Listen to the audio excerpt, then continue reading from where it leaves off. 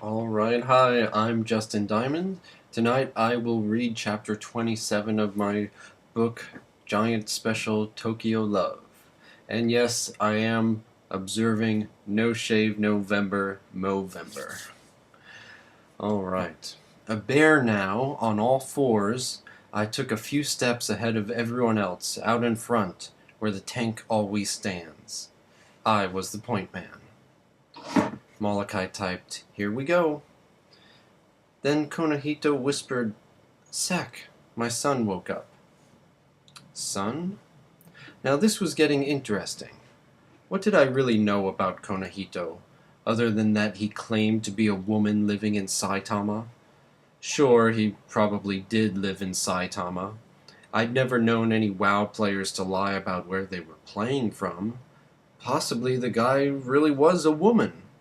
But I was still sticking to my rule about all players being male until proven female in a video chat. I still hadn't seen a picture, heard his voice, or had any other evidence that Konahito was really a woman. This private message could have been a ruse. Maybe he had to take a shit and just wanted to continue the farce and so typed the clever message to me. When you're playing with strangers on the internet, you never know. Still, I cringed at having to take back the last thing I had typed. Molokai typed, just a sec, guys. My friend Cone needs a minute." In response, Random Rogue lay down and feigned sleep. Random Rogue typed, FML. The Warlock, obviously a tailor by profession in the world of Warcraft, took out a pair of long needles and began crocheting some magical cloth item. At least he was using his time constructively. I typed /dance. Molokai, in bear form, rose up awkwardly on his hind legs and began dancing. Sure, it looked funny, but the people we were playing with had probably seen the joke 100 times. The truth was, inside, I'd never been so RL embarrassed in a virtual world before. We knew when Cone had returned to his keyboard because he typed an apology. KK, sorry. The moment I saw that Cone was back, I tapped a key, making my bear stop dancing. Random Rogue did the same, instantly snapping out of his sleep and ready to play. That left the Warlock who took a few moments longer, but finally the group was ready. I led the way into the dark hole. The first group of spiders, about half a dozen of them, were waiting just inside. I charged in ahead of everyone else and got the first couple swipes in. The spiders didn't like the idea of a bear charging into their little group, and with reflexes that only a computer-controlled enemy could have, they all attacked me. I wasn't really in danger per se. This was my job.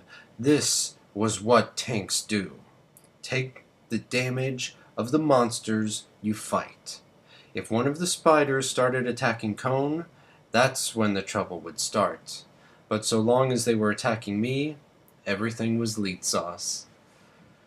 As I was getting bit by spiders, webs, and green venom squirting at me, my health bar drained.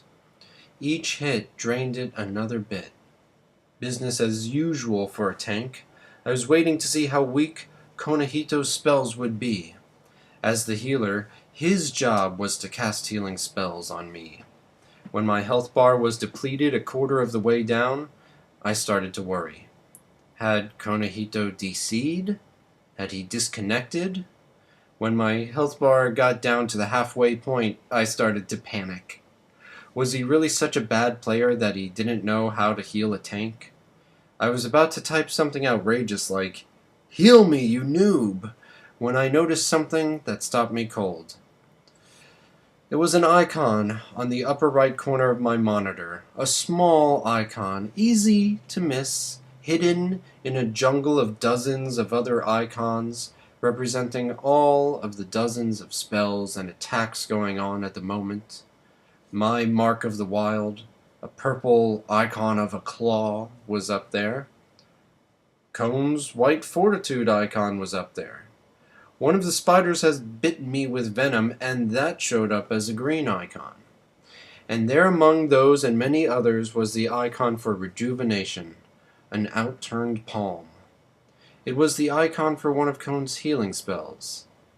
He had been healing me. The issue was that his spells were puny McWeak sauce, so weak as to be almost negligible. With a sigh, I clicked on one of my emergency buttons, Bark Skin, to temporarily increase my armor. I could foresee myself clicking that button like a video game from the 80s as long as we had Konahito healing. A minute later, it was over. The first group of spiders at the entrance lay dead with their legs curled up above them. Random Rogue typed, "Can we chain pull? I like fast run." Molokai typed, "Me too." I led the group deeper into the spider hole towards the next group of monsters. They were waiting for us, just around a curve in the tunnel. I was ready to charge in again, ready to start the next group, when I noticed something on the mini-map that stopped me. The mini-map is just like a radar, and everyone in our group was a small colored dot on it. Druids like me were brown. The rogue was yellow. The warlock pink. Konahito, a priest, was white. It was hard to see me and the three strangers on the mini-map because we were all standing together, ready to fight. Our dots bunched together, but Konahito was easy to spot.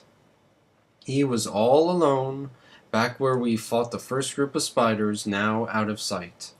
Weak as his healing spells were, I knew better than to attack a group of monsters without a healer. And I typed the slanty face emoticon.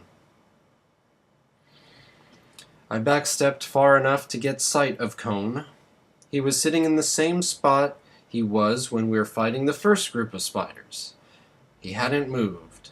Instead, he was replenishing his mana, drinking. Not only were his spells weak, but his mana pool was as small as a level 60 priest. Warlock typed, "I guess we can't chain pull." I didn't want to add to the demoralizing observations, but the warlock was right. It was going to be a long, slow run. It didn't help that I knew the first group of spiders was the weakest, easiest group. From here on out, things would only get harder. Clearing the way to the final boss, a giant spider, took us nearly 45 minutes. In experienced groups of competent players who could chain pull, it would take closer to 5. The 4 of us stood at the edge of the spider pit. It was as large as a circus tent, a beautiful white gossamer house. The actual spider wasn't on this level of the web, but looking down several levels. You could see her scurrying in the darkness, large as a house. Konahito wasn't with us. He was still replenishing his mana among the corpses of the last groups of spiders we had fought. Everyone but Cone had stopped just short of stepping onto the spider web. We all knew that the fight would begin once we crossed the barrier. We were waiting for Cone.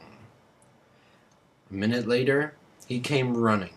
I was just about to type out the game plan. He should stand in the corner while I kept the spider facing away. Everyone had to avoid standing in the green puddles of poison the spider would make.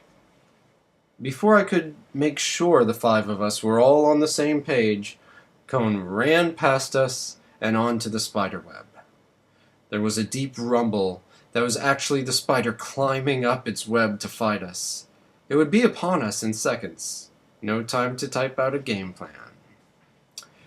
All I hoped was that I could at least keep it facing a safe direction.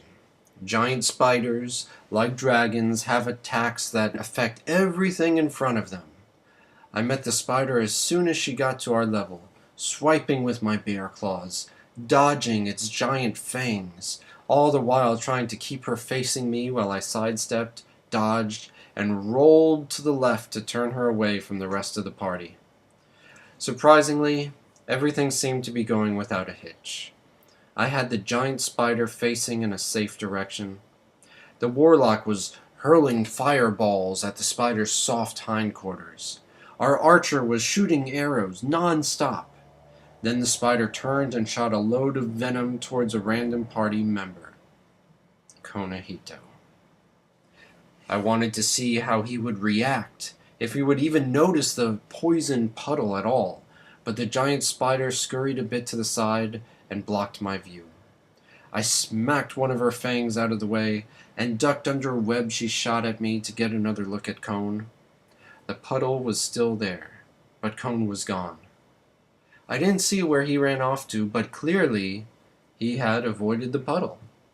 1,000,000 meters away at my keyboard, I cheered, yes! We had a chance. Then, just as suddenly as it had started, I died. What the fuck, I asked. Without me to tank the damage, the spider turned to random rogue and killed him. Then he killed the warlock, then the hunter. I waited to see Konahito get killed by the spider, but instead of killing Konahito, the spider disappeared. Konahito's player portrait had turned black and white, with a small lightning bolt crossing it out. In other words, Kon had DC'd.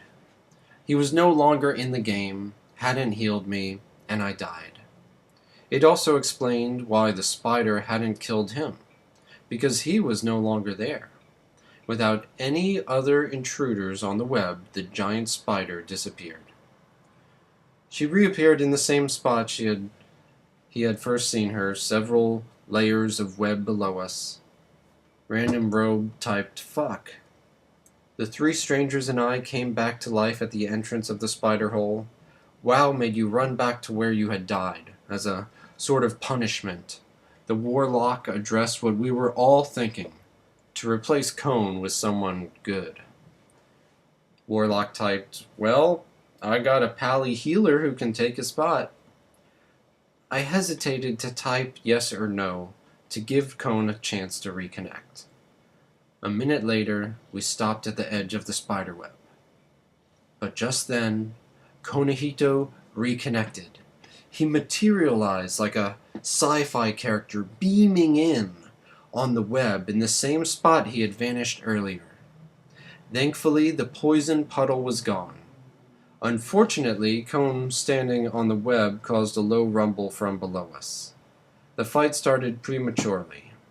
Again, we all rushed to get into position. We hadn't even cast our buffs on each other. Konahito, I said. Thank you all for watching. I'll see you next time.